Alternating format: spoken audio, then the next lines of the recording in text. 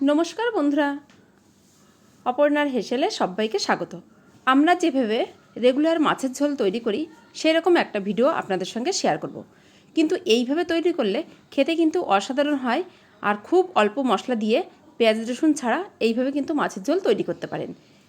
খুবই ভালো লাগে খেতে। একবার হলেও এইভাবে ট্রাই করার অনুরোধ রইল। যেহেতু আলু দেবো মাছের ঝোলের মধ্যে, তাই আলুটাকে লম্বা লম্বা করে কেটে নিচ্ছি। আলুটাকে আগেই আমি খোসা ছাড়িয়ে জল দিয়ে উপরে ধুয়ে নিয়েছিলাম। এবার লম্বা লম্বা করে আলুগুলোকে কেটে নিচ্ছি। আর যে কোনো মাছের ঝোলে আলুগুলোকে একটু লম্বা করে কেটে নিলেই দেখতেও ভালো লাগে আর খেতেও কিন্তু ভালো হয়। এবার দুটো আলুকেই আমি লম্বা লম্বা করে কেটে নিচ্ছি। প্রথম থেকে শেষ পর্যন্ত ভিডিওটা দেখতে থাকুন। যদি ভালো লাগে চ্যানেলটিকে সাবস্ক্রাইব করার অনুরোধ রইল।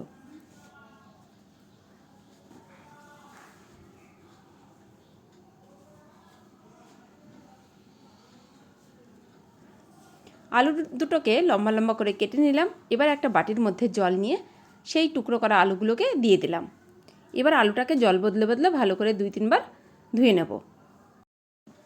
আলু দিয়ে মাছের ঝোল তৈরি করতে অবশ্যই লাগবে মাছ, তাই মাছগুলোকে আগেই লবণ হলুদ মেখে ভাজতে আমি বসিয়ে দিয়েছিলাম।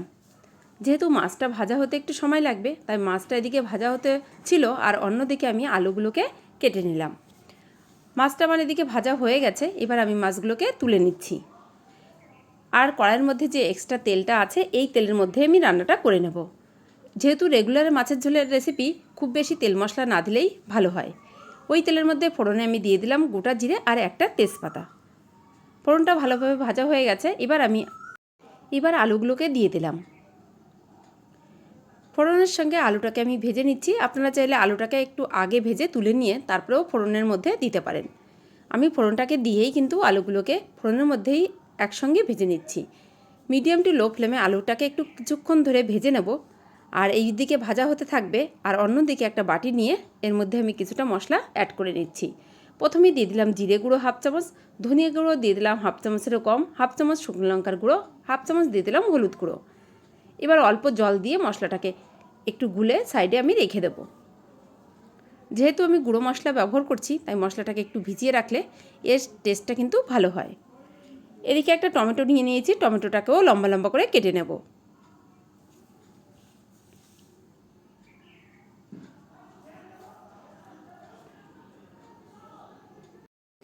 আর এইভাবে যদি পেঁয়াজ রসুন ছাড়া আপনারা হালকা মশলা দিয়ে মাছের ঝোল করেন, অবশ্যই একটু টমেটো দেওয়ার চেষ্টা করবেন, তাহলে কিন্তু এর টেস্টটা খুবই ভালো হয়।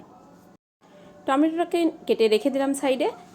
আলুটা এদিকে মোটামুটি ভাজা হয়ে গেছে। এই পর্যায়ে আলুর মধ্যে আমি দিয়ে দিলাম লবণ দিয়ে আরও কিছুক্ষণ আলুটাকে নাড়াচাড়া করে নিচ্ছি। লবণটা ভালোভাবে মিশে গেছে। এবার আমি যে মশলাটা তৈরি করে রেখেছিলাম জল দিয়ে, সেই মশলাটা আলুর মধ্যে দিয়ে দিলাম। আর বাটিটা ধুয়ে অল্প পরিমাণে জলও আলুর মধ্যে দিয়ে ঢেলে দিলাম। এবার ভালো করে মশলাটা আলুর সঙ্গেই কষিয়ে নিতে হবে।